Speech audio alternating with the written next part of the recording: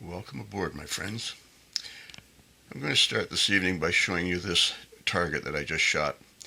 I haven't made a movie for about a month or so. Didn't have much to say. Anyhow, this is a very nice group. And the way in which I'm able to shoot groups like this is because I changed my anchor slightly to a double anchor. That's right, a double anchor point where I put my thumb behind my ear and my middle finger on the corner of my mouth. And by doing that, I have two positions, which gives me a very stable anchor, and I'm able to get very good shots. Now, I'm going to go and demonstrate this to you so that you can do this also. Back in a minute. Okay, my friends, I've always floated my anchor or just used a single spot as as an anchor, such as the corner of the mouth. Now, I want to demonstrate something.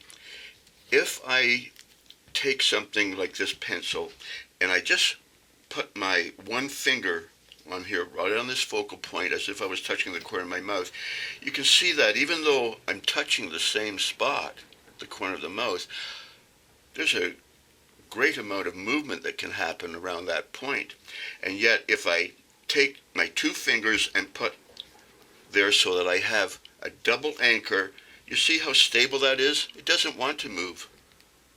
1 point, very flexible, easy not to aim.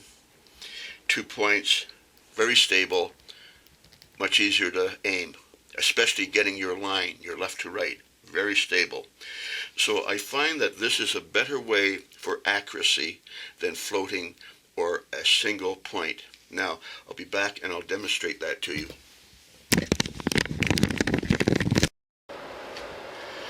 Okay, my friends, I'm not going to actually draw the bow, I'm just going to hold it up, but I want to show you tip alignment. Now, if I just touch the corner of my mouth, I'll get some movement. If I anchor at the corner of my mouth and my thumb behind my ear, it'll be stable. So watch this. So now, if I'm just touching the corner of my mouth, you see if I move my elbow, I can move my elbow, right? If it's just that corner of the mouth, pivot. It can go over there, or it can go over there. But if I anchor at the corner of the mouth and take my thumb and put it right behind my ear, now I'm in two spots, but look, I can move my elbow, but the point keeps on pointing straight. 1 point movement, 2 points, very stable. Even if the elbow is moving, the point stays stable. Double anchor, very important to your line. Okay, back in a minute. Okay, my friends, now I'm going to show you perhaps one of the most important thing that I've ever taught you about anchoring. Now, it's a double anchor that I've developed, and I've called it the occipital. The occipital bone is right there at the base of your skull, and it goes over where the neck and the jaw and the ear join, in that spot right there. So the occipital bone touches these areas. And if you take your thumb and you put it right in there, it's like a little pocket, a little dimple. That will stabilize your aim. You'll become the best shot that you've ever been. This little part up here is actually, that's the corner of the mouth. And those are your 3 fingers. So your middle finger touches the corner of your mouth, your thumb comes around and touches in behind your ear, and when you're touching those 2 spots, you're going to hit that target. You just line that arrow up right at the target, not indirect or anything. Okay? So this is what I call it, occipital anchor. It's on that occipital bone, right where the ear joins the neck and the jaw. Thumb right there. Guaranteed success. And I told you that. Remember that.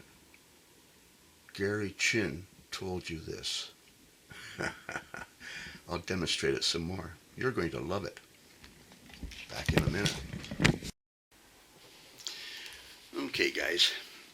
So now I'm going to explain to the Occipital Anchor that I've developed. And really, all this it is the good old-fashioned English draw to the ear anchor. Only nobody knows how to tell you that these days. They don't really understand. They just hear, draw to the ear. The old guy said, draw to the ear, draw to the ear. Yeah, draw to the ear. I'm going to tell you how to do it so that you'll be able to do it the correct way and the best way, and you'll be very, very accurate. Now, first of all, this is the occipital bone at the back of my head. Okay? And that's a little round part you can feel. Now, you can see, I don't know if you can see here. Can you see that my neck goes up, my jaw, my neck, my ear, and the occipital bone all join right there. There's a little dimple right in behind the ear. That's where we're drawing to. There's a couple ways of doing it. One is you can draw back and get your finger on the corner of your mouth, and because the thumb moves around, you simply start searching for the little dimple. And when you get it and relax, you're in there. Another way to do it, though, that I really like is to draw just past the ear, let the weight in the bow pull your hand forward, and just let it pull your hand right into the little dimple. Once it's in there, relax your arm so all the weight is not on your elbow, but you can feel a fair bit of weight on that bone behind your ear. And now you put the corner of your mouth on the index or middle finger. I guess it's called the forefinger. Okay? So, that's the two ways. Corner first, reach for it, the dimple, or just past the ear and let it be pulled forward, and then get it into the corner of your mouth. And when you let it go past your ear and it starts to go forward, honestly, it gets back there and it starts to go forward, and you can line it up. It just starts pointing right at that target. It's a very good system. Okay, so that's the occipital system of anchoring, like our ancestors used to do. Back in a minute and I'll show you what I'm talking about. Okay, guys, let's take a couple shots here in the hall.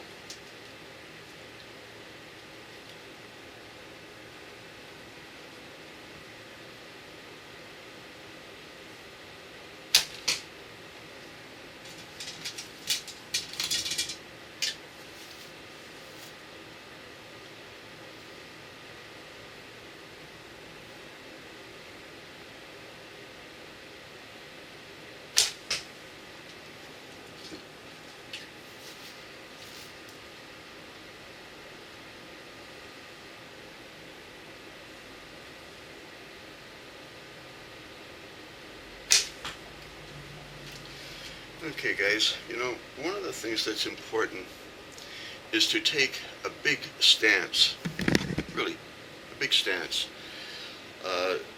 If you notice somebody like Howard Hill, he's standing with his feet about shoulder width apart. Now I'm saying that you should stand approximately sideways to the target, stand like you were standing at ease in the Army, and then extend your foot another 6 inches or more so that it's quite wide. And I'll show you why.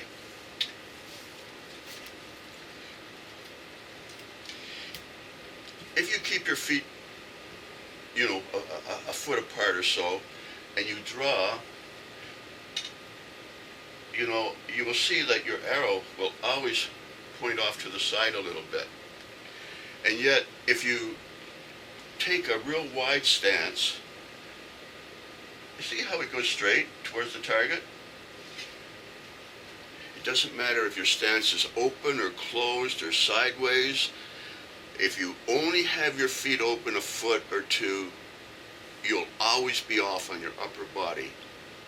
But if you take an extra wide stance, like standing at attention, now stand at ease, now take an extra step, you will find you will be right on the target. It's important. Okay? Just another little tip. Because I'm just full of them. But if you do that kind of stuff, you'll find that, you'll get nice little tight groups, Right? Okay. Anyhow, back in a minute.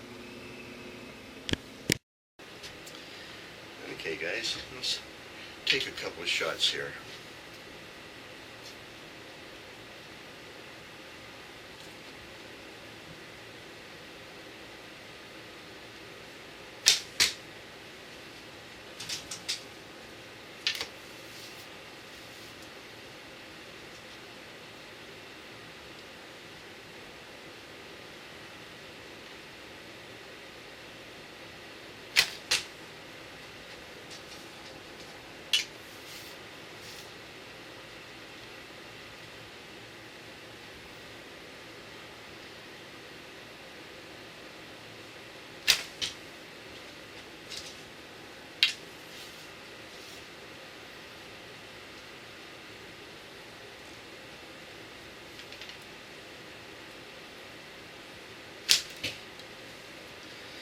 Okay, guys, enough.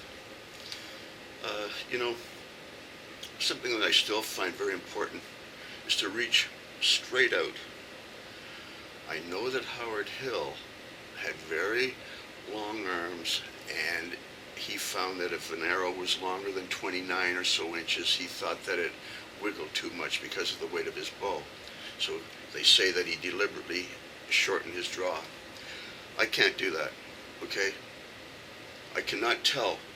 When I've got 30 or 40 or 50 pounds pulled against my bow, I cannot tell if my elbow is there or there or there or there or there. I can't. Come on. The only way I can tell is if I hold it out straight and draw against that, then I get a consistent draw. So that's what I'm saying anyhow. Reach out and hold it out there and draw against that, and you'll get a good, powerful shot. So that's one thing.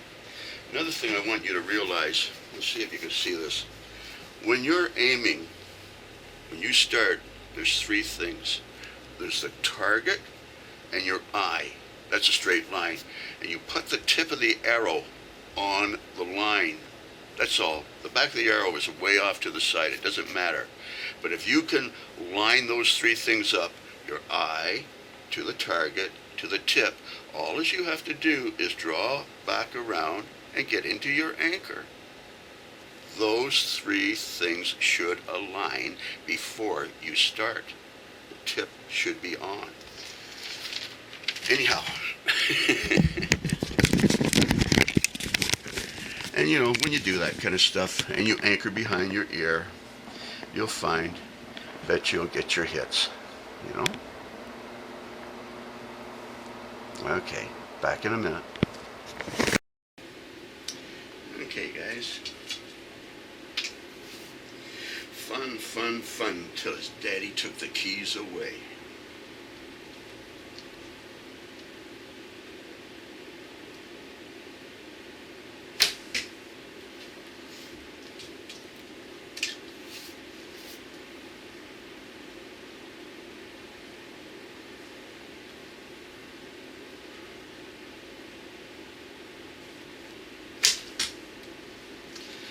Just leave it like that. It's not like I'm going to miss or anything like that. Guys, I'm really enjoying shooting my home guard bow.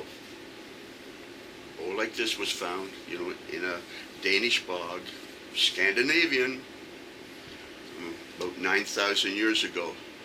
And it's really a pyramid bow. If I turn it upside down, you can see it better. See, it starts here about 2 inches wide, and it tapers evenly. That's the thing. A pyramid tapers evenly. So you can keep them about roughly the same thickness. Roughly the same thickness, as long as they taper evenly. But what I wanted to show you here was I've come to realize that Osage Orange is really a superior bowwood. It really, really is. And I'd recommend getting a bow from this. Look at this color in this. Can you see this one? I wanted to show you. Look at all the knots. You can sort of see the grain go right down the side. But, lots of character, lots of color. Now, as they get older, here's a knot that goes right through. Look at the color in it. Is that beautiful? I don't know why you'd ever want foam limbs. Holy moly, look at this. But as they get older, you see how it oxidizes, it gets darker? So it does get darker. But it's a beautiful bowwood. It's very hard, shoots very fast. I think it shoots faster than my U-bow, in all honesty. So I'd recommend Osage Orange any day of the week. But anyhow, I just left it like that because we got, two in the same hole. So I thought, I'll leave it. Because you never know, I may never do that again in my whole life. Okay, boys, back in a minute. Okay, guys.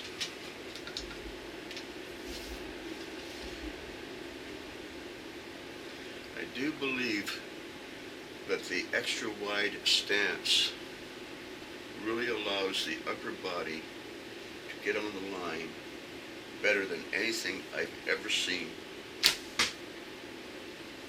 Jelly bean. A long stance. It really does work better than anything. I showed you this already tonight, but I'm going to show you it again. It is so important. You have to reach out all the way if you want a consistent draw. You do. Also, you have to take a stance that's 6 inches or so, at least wider than your shoulders. But when you do that, if you come back, it will line right up every time. But if you try one of these target stances, where you're straddling the line and your feet are a foot or even to your shoulders apart, it's off. You see, I have to roll, I have to swivel, I have to do something. But if we take a big stance, it lines up every time all by itself. How big a tip is that? Isn't that a big tip? I think it's a big tip. And I only took one shot because it's just too much fun. When you can whack them over and over again like that, I don't have to take 6 shots to prove anything to anybody. But listen to what I'm saying, and you'll become a very good archer. Okay, guys, let's take a couple shots from behind, see if you can see what I'm doing with my thumb, where it goes. So again, it's the thumb at the occipital bone, ear, neck, and jaw where they join, and then the forefinger, which is the middle finger, on the corner of the mouth. Reach out.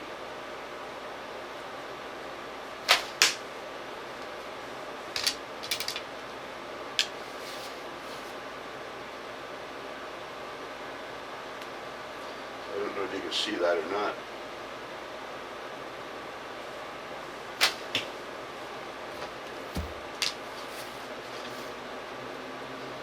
Also, it's very easy to do a really clean release if you just let your hands stay there. I'll show you.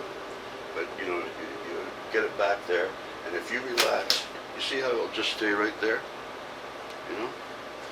So, that's all you got to do. It makes a very, very clean release.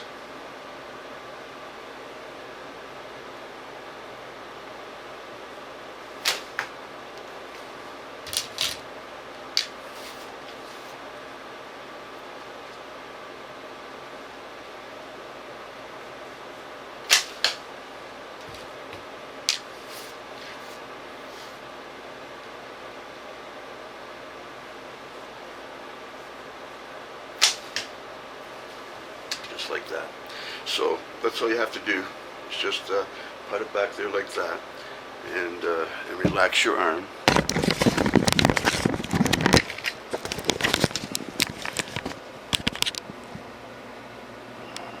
You know, and you'll get your hits almost all the time.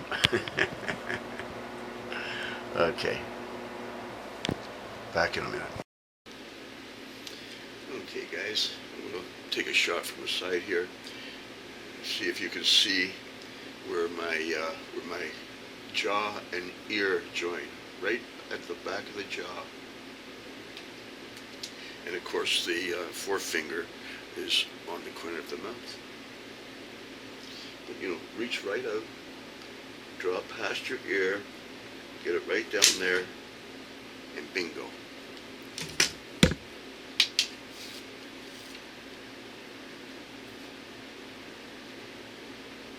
And reach out, let it pivot, get it down there. The pivot point is very important, When you get about 3/4 way back, there's enough pressure in that bow to straighten out your arms. That's when you can see where the arrow is starting to point. Well, you still don't aim until you get back and in your anchor. It's not until you're anchored do you do the final aim.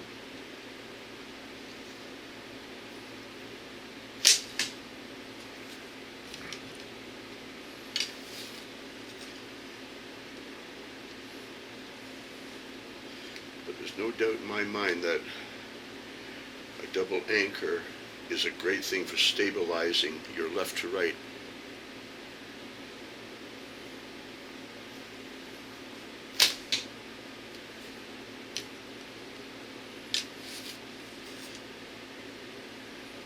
Couldn't be better.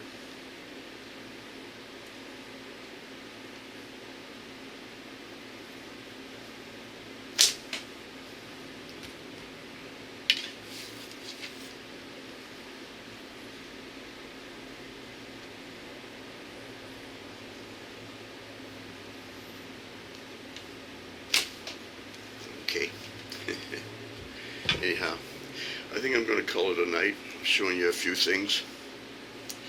But that's the main thing that I have to tell you tonight, is that if you draw just past your ear, let the bow pull your hand forward until you get where the occipital bone, your jaw and your ear meet, and you touch the corner of your mouth with your middle finger, you can line that up very good and get a lot of good hits. Anyhow, that's all I had to say for tonight. And basically, you'll get your hits,